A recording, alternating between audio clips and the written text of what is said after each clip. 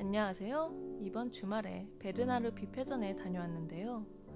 주말 오픈 시간인 11시에 맞춰서 갔는데 관람객들이 많아서 뷔페의 인기도를 새삼 실감했었습니다. 베르나르 뷔페에 대한 일생과 그의 작품 4개를 뽑아 두드러지는 특징을 설명하도록 할게요. 1939년 제2차 세계대전이 일어났었고 뷔페는 1929년에 태어나 어렸을 때 직접 전쟁의 고통을 피부로 느꼈습니다. 그는 독일이 승리하고 프랑스가 패할 당시 처참했던 프랑스의 분위기를 화폭 속으로 옮겼습니다. 다들 야위고 창백한 사람들이 그 시대상의 모습이었죠.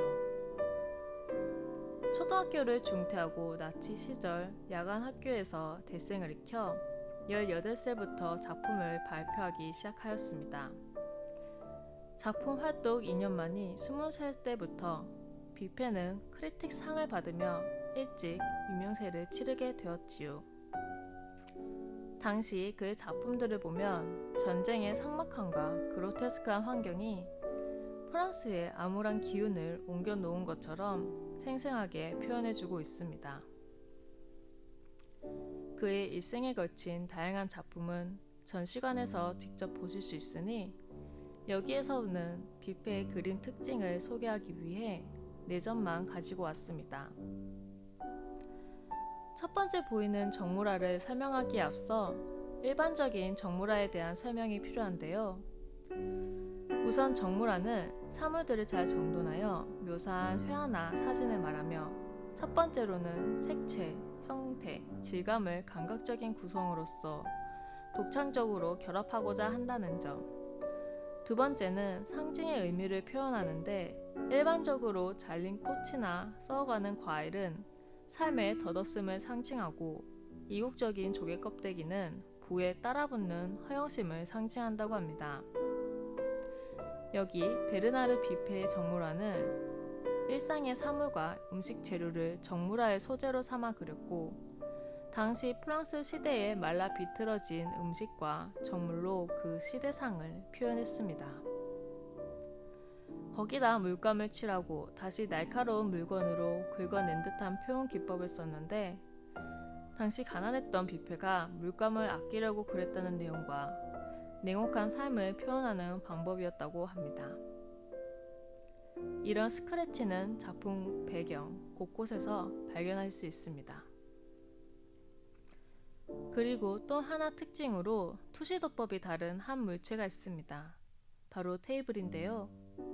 하늘에서 내려다본 평면도의 테이블 형태이지만 정물들은 다 앞에서 본 정면도 투시를 가지고 있습니다.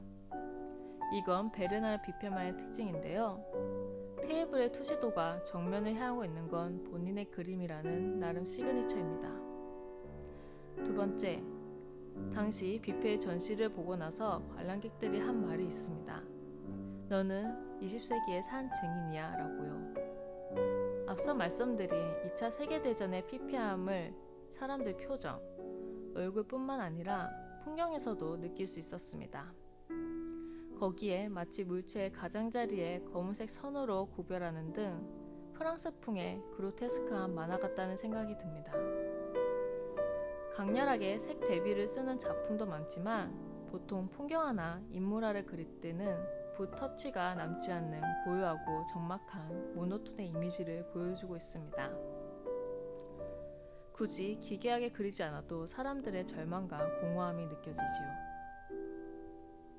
세 번째, 이 인물은 그 전에 보던 사람들과 뭔가 다르지 않은가요? 이전까지의 사람들은 눈에 힘이 없는 동태 같은 눈에 눈가와 입가에 주름이 엄청 많은 산 송장의 얼굴들이었다면 이 여성은 힘있고 아름답고 지적으로 보이기까지 합니다. 한눈에 봐도 편애와 애정이 느껴지는 이 모델의 주인공은 에나벨 뷔페, 그 그의 아내입니다. 둘의 운명적인 사랑의 일화로 결혼하기 전 뷔페는 에나벨을 보기 위해 100km가 넘는 거리를 매일 보러 갔었고 에나벨은 그런 그와 사랑에 빠져 그의 전시회가 있을 때면 선물을 써주는 등 두 예술가 부부는 무척 열정적으로 서로 사랑했다고 합니다. 에나벨에 대한 그의 사랑이 최고조로 보여주는 것 중 하나로 뷔페의 모든 걸 그녀에게 남긴다는 내용의 그림을 그리기까지 합니다. 이 유연장 작품을 보시면 물감을 덧칠하여 두껍게 칠하는 방법인 임파스토 기법을 쓰고 있는데 전시의 많은 작품들이 이 임파스토 기법으로 색채 대비를 강렬하게 한 모습을 보실 수 있습니다. 네 번째, 이 그림은 어디서 많이 본 그림 같지 않은가요?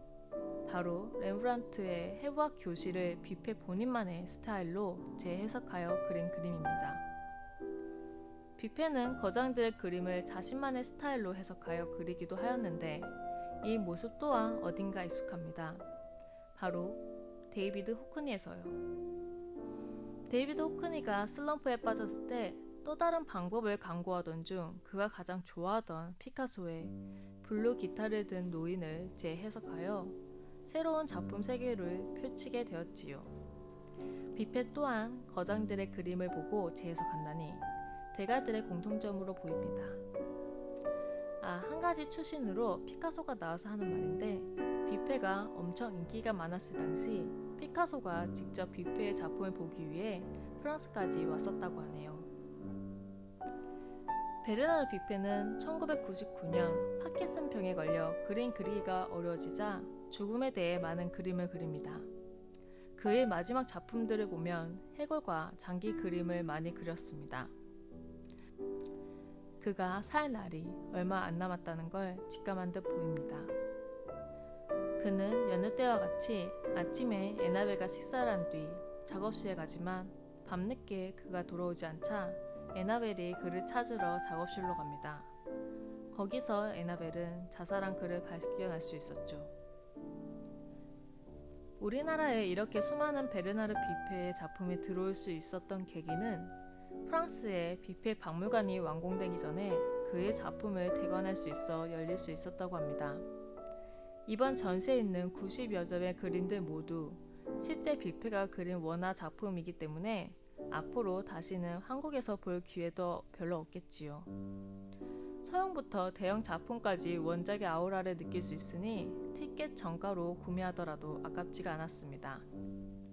여러분도 참고하시어 전시 관람을 하셨으면 좋겠습니다. 도움이 되셨으면 좋아요와 구독을 눌러주세요. 감사합니다.